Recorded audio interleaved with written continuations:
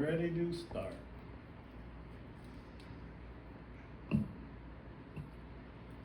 First of all, I'd like to thank you all for taking the time to be here. This is going to be for Chaplain Anna's doctoral thesis. So if you're ready, I'll start the first question. And these questions are, what are unique challenges faced by homeless individuals? First question, how do you think the lack of stable housing impacts the daily lives of homeless individuals? I think I've talked about this before with different groups, and I think when you don't know where you're living and eating the next moment, I think it's very hard to really prioritize certain things. And so it's a chaotic situation when you might be living and sleeping somewhere differently every day. And so I think that chaos and unpredictability is probably what affects the daily lives mostly, from my experience with talking to people. My name is Josh. I would say lack of finding something to eat or getting lack of sleep. I work around here in this area and I work around other areas around here, and a lot of them seem like they're always tired and trying to find a place to sleep and get good rest. That's what I see. There seems like there's people get a lot of food stamps. We got the mission, or they stay with friends. But it seems like a lot of them, it seems like they get lack of sleep, and then that reduces your energy, and then you can't fight daily life because you're still half asleep. Your brain's not functioning fully. So, for number one answer, that's what I choose. I guess I would say probably similar to Kareen, that if you lack a stable place to live, like the day-to-day things that you're working on are finding your food, finding a place to sleep, finding safety, all of those things. And so then the time that you would have, maybe if you had stable housing to work on other things, is being devoted more so than to finding that stable housing or finding a safe place to stay or spend your time that day. So I'm just gonna talk about my experience with homeless and how it impacted my daily life and interferes with my mental illness. And so I struggled with that, and like everybody else said, finding time to sleep, food, you're outside, the weather, it can impact a lot of not having a place to live. And it also can impact if you're homeless with children, because people forget that there's people that are homeless with children. And so I experienced that, and that's it. Thank you very much. Okay, next question will be, in what ways do you believe stigma and discrimination contribute to the challenges faced by homeless individuals in assessing resources and support? I think stigma and discrimination contribute hugely. I think even when you're not facing the stigmas and discrimination that come with homelessness, just navigating through resources and support is difficult, but then when you add that you feel blamed or judged or wrongfully separated, I think that adds a whole nother difficult level, and it can be hard to overcome and to break through that barrier of resources and support in a system that's already difficult to navigate.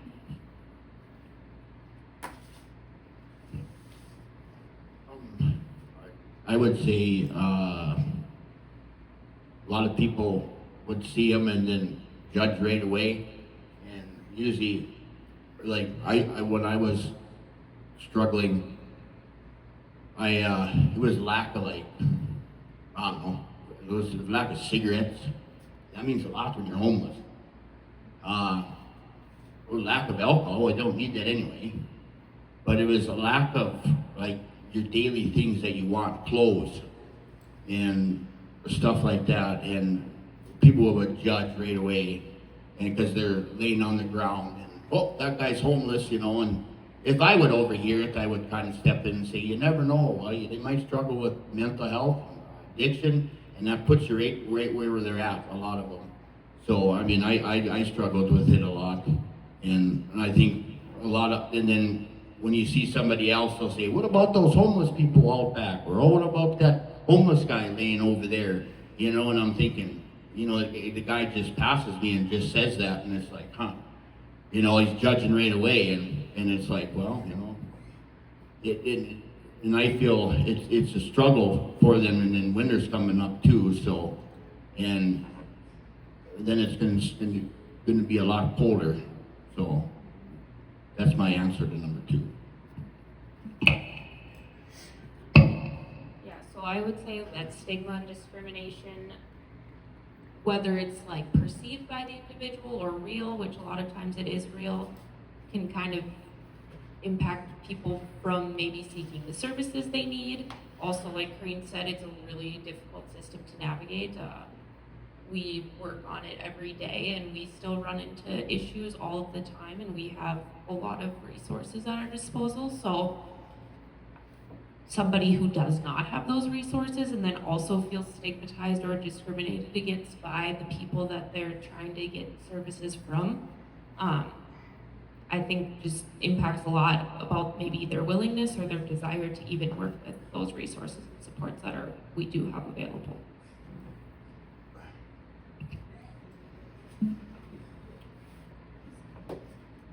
So in my experience, a lot of homelessness are judged. People say, just get out and get a job. It's not that easy. Most people that are homeless, I found, have been felons and stuff like that. And a lot of places don't hire felons, so they become homeless. And we're judged for being homeless. They automatically say, oh, they're on drugs, or they're this, or they're that. But the truth is, we're not. Not all of us are.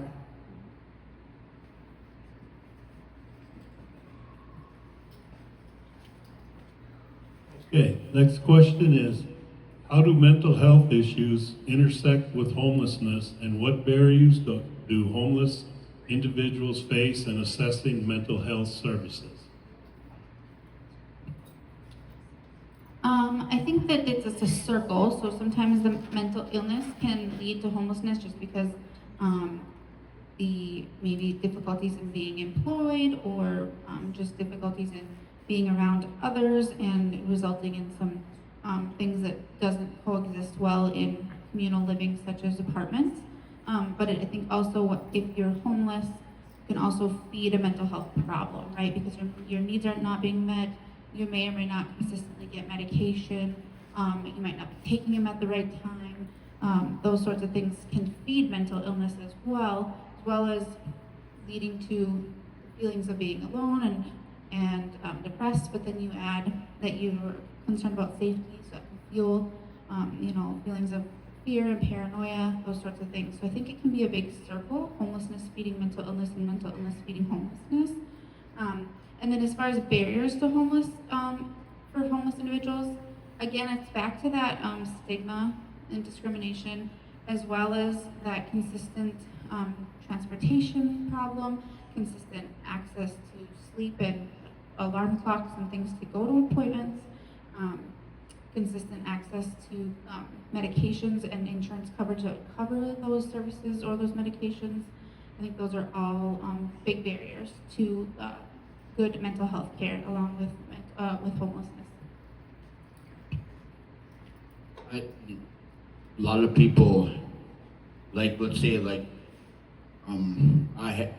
I used to drink, but I don't drink anymore, so I haven't touched that in 2 years. But a lot of it was when you drink and you get really hungover and really sick, and then you can't even make your appointment. And then you would say, well, I'll get to it when I'm feeling better. Well, then you're back to drinking again, and then you can't even get up or even have the energy because you're so depressed to even go to an appointment. And then there's some people that can't even walk. or their health is so bad they can't even get there.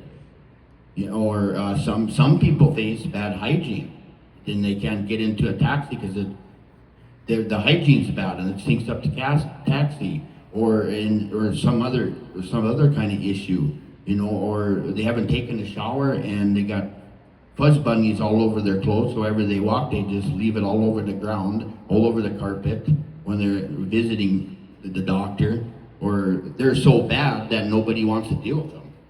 So I mean, me personally, I've experienced a doctor that was kind of a dick, and I told him off. So I mean, I didn't get any luck with that. But there's other individuals that have really strong, you know, they're really stubborn and they start shouting and screaming and are chaotic, and nobody even wants to handle them. So that's my answer to number 3.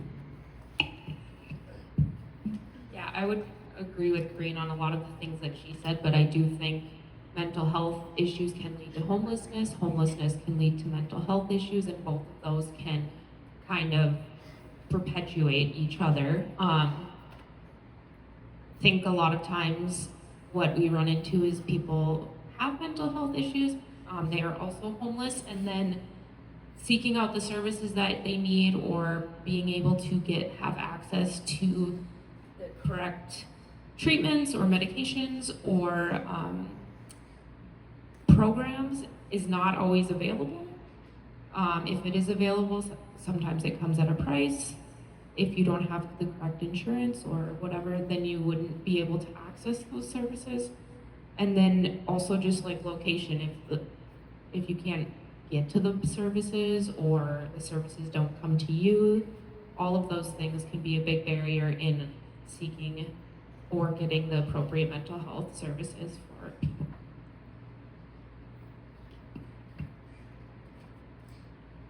So in my experience, why mental health impacted from homelessness is because when you're homeless, you don't really have a place to go. You don't have a place to keep your medicine.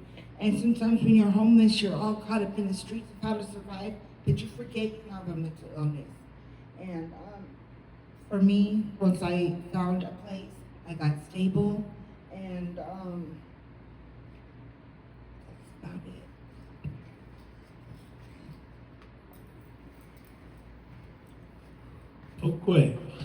it. Okay, next question. Can you discuss the relationship between substance abuse and homelessness and the challenges that homeless individuals may encounter in seeking help for substance abuse issues? I think these kind of go hand in hand, again, in that circular pattern of homelessness and mental illness can be made worse by substance use, but it also, substance use is used to self-medicate those situations. So I think, again, it's a big circular situation where one feeds the other. Often, and I think seeking help for substance abuse goes back to, again, the discrimination and the difficulty with our systems being hard to navigate, keeping appointments, rules about missing appointments, maybe if you're taking medication to help with substance use, consistently having access to those medications and consistently taking them when you don't have a consistent place to live and keep your meds and things. I think those are all barriers to seeking it, as well as just the limited resources that we have for substance use and substance abuse treatment in our area.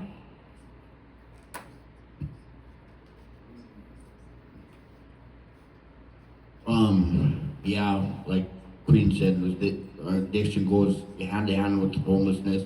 I mean, I don't know how many times I've been to treatment. My biological father was in there 25 times, but then I think he eventually died. I don't ever talk to him. But it took me, I don't know how many times, and I didn't even want to go to treatment anyway, but I just went there anyway. And I don't know, and it's the places too. Like one time I went to Fargo, so I had to figure out a ride to how to get there, because they wouldn't take me over at Center. But yeah, that's about all I got on that one. Yeah, so again, I would agree with Green that they're kind of cyclical. Maybe just to touch on a few things that she didn't touch on. I think a lot of times people, they definitely have a substance abuse issue, but the substance abuse can also help them survive when they're out living without a stable place to live. It can help them stay awake in the middle of the night. It can help with like temperature regulation, all of those types of things that I don't think we always think about when we think about substance abuse and homelessness, that sometimes there are perks to the symptoms and that can perpetuate the substance use too.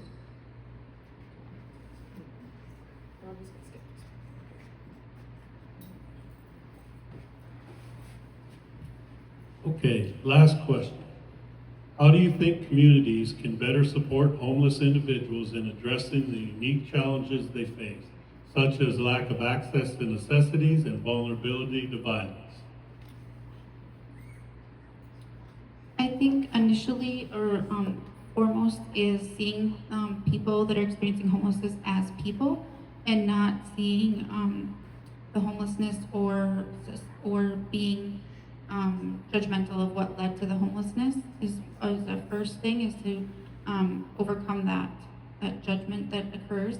And then as far as access and necessities and that, I think inter-organization communication, working together between organizations, I think would help to reduce the frustration with the system and help the system run a little bit smoother. That could help us really make a bigger impact. So I think there's a lot of entities all working, but sometimes we're doing the same work or counteracting the work of another entity just because there's not that inter-entity communication. So I think those two things would be very important in helping address the challenges that are faced. I'm gonna skip this one. So I would probably agree with Corinne on a lot of the pieces that she said, that just to start off with, reducing the stigma, seeing people as individuals, getting to know them as individuals, I think can really just change your viewpoint on what that stigma is around homeless people. I think in terms of the challenges and the lack of access, there's so many different things that I think we could work on. Transportation, bringing services to people, finding better ways to help people make appointments, all of those things. And then, yeah, lack of necessities. I feel like we have a lot of places locally that can provide things, but again, it's the coordination of all those services or getting to those resources that can be really difficult. And then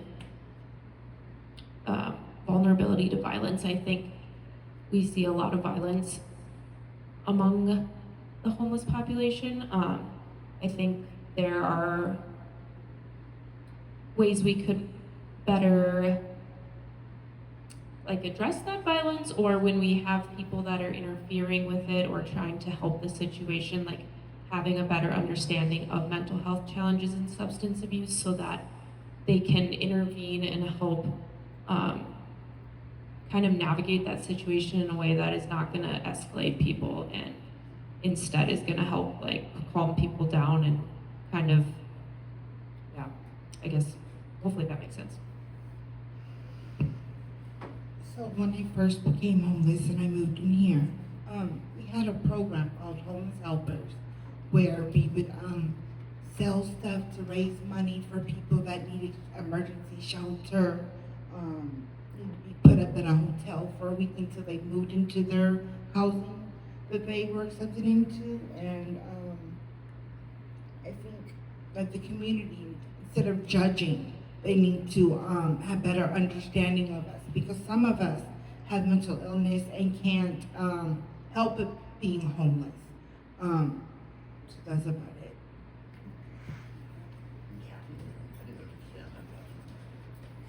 I'd like to thank y'all for being here. Does anyone have something else they would like to say? We got a couple minutes. Thank you for having us. Yes. Oh, no, thank you. Let me see if Hannah would like, oh, she's off. I will get her on here when we're done, but thank you very much. It's very important. Thank you. Have a great day.